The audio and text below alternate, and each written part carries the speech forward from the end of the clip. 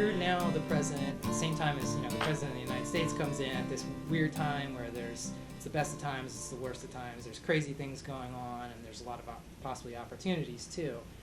What do you see as sort of the biggest challenges in the field in the kind of coming years? Well, I think that we as designers have to be completely open to the changes that technology is making in our discipline. Mm-hmm.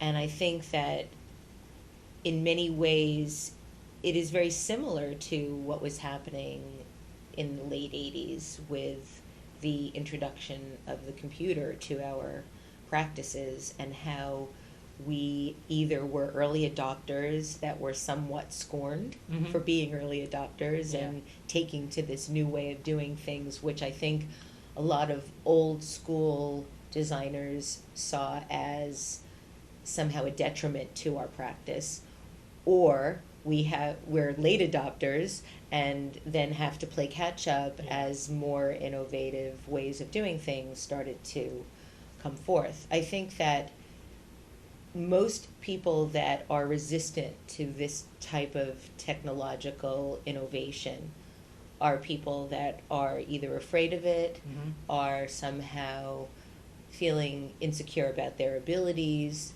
or are resistant to change. Yeah. And I think that as designers, we need to be first in line to try the new technologies so that we are beta testers in a way and can use the new technologies more to our advantage than to our detriment. And if we're not careful, the new technology will be our detriment.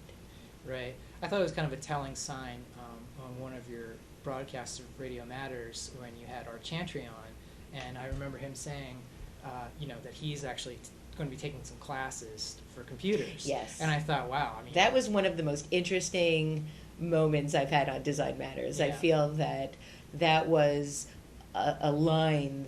His saying that was something that I don't think anybody expected, because he's always been very anti-computer. Right. And the fact that he was saying that, I think, was a moment where I think we all acknowledged what the technology has done to our businesses and our practices and our talents. Exactly. Okay, so clearly the AIGA, is what we're saying is, with digital technology becoming such a big thing, it has to sort of almost kind of transition from being very print-centric to having to involve all these other areas now.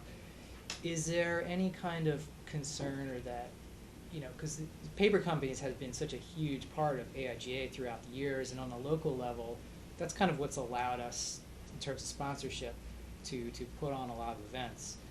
Is there ever kind of a little bit of a tightrope walk there between not moving too far away from that in a way that sort of alienates? Yeah, I mean, we're definitely needing to have that soft spot, that sweet spot.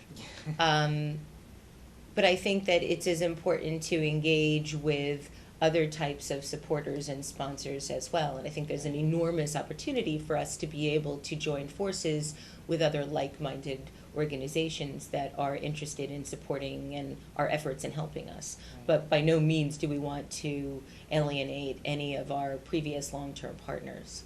And I think that as long as there are as many print designers in the world as there are, that shouldn't be an issue. Yeah, there's always been many disciplines within graphic design, but it just seems like more and more it's just growing and growing and growing. I mean, even within web design, you have all these other areas, Absolutely. Like usability and search engine optimization, all these types of things.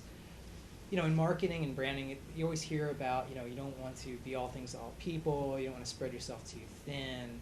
That type of thing. Is there a risk that AIGA, in trying to do all these things, is kind of spreading itself thin, or how do you maintain that level of quality and what everyone's doing if it's just you're trying to be connected to everybody? Well, I don't know that that's necessarily going to be an issue. I think that we are not, the national board and the national staff are not executing Yeah. We're not all being asked to do all things. Yeah. And what is important is that we represent all of the designers working in the different disciplines today. Mm-hmm.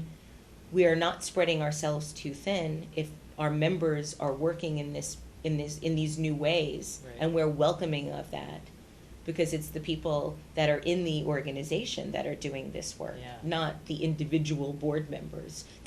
We all might be representing different aspects, and I think that there is a real desire now to have people on the national board that represent all of these new ways of working and doing things. Right. And that's something that I am very cognizant of. And I think the fact that even that I'm on the board is indicative of that being something that is being embraced, because I don't think that 10 years ago this could have happened. Right. And it is my sincere goal as somebody that is truly involved with technology on a daily basis, on an hourly basis, on a minute-by-minute basis, that this is something that is represented within the organization. I can't see how it wouldn't be. Right. So I don't think that there's a fear of spreading ourselves too thin. In fact, I think that the fear that I have is that we're not reacting fast enough to the changes.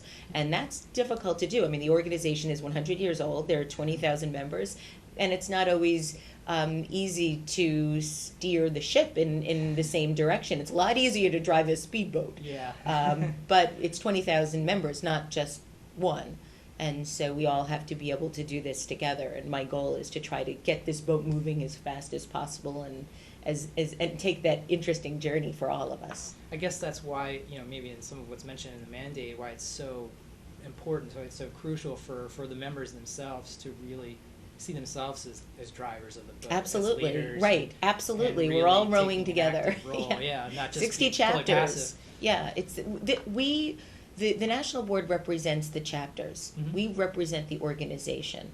And so we have to be listening to the chapters. And rather than this being a top-down organization, I want this to be a bottom-up organization, so that we're listening to everybody that's working in the trenches, and we are supporting the people that are actually doing all the work in the local chapters.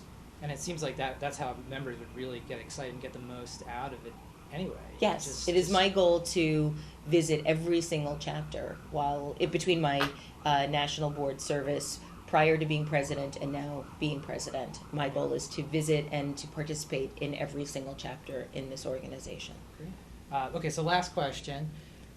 You've obviously been this great voice and been a good spokesperson for design through Design Matters.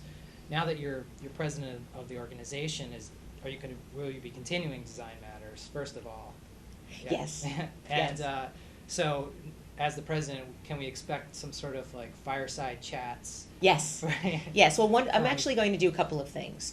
First and foremost, I'm going to be trying to have iChats with the local boards in the local chapters, so that there is a sense of community and a sense of connectivity, and so we are communicating, and I've already started to do that. So when there are board meetings, I could be participating, if the chapter wants me to answer questions, to listen to what's going on, to offer advice, or just to listen to everybody talking and participate in that way. So I would like to continue doing that. One of the things that I did last year that I really enjoyed was I broadcasted a live episode of Design Matters at the Y Conference. So that was also a way for people to participate for those that weren't able to go to the conference, for those that weren't able to make it to San Diego, for them to feel like they were able to participate. So I'm looking forward to doing more of that in the future. Great. All right. Thank you very much. My pleasure. Thank you. Go Philly. Yeah, go Philly.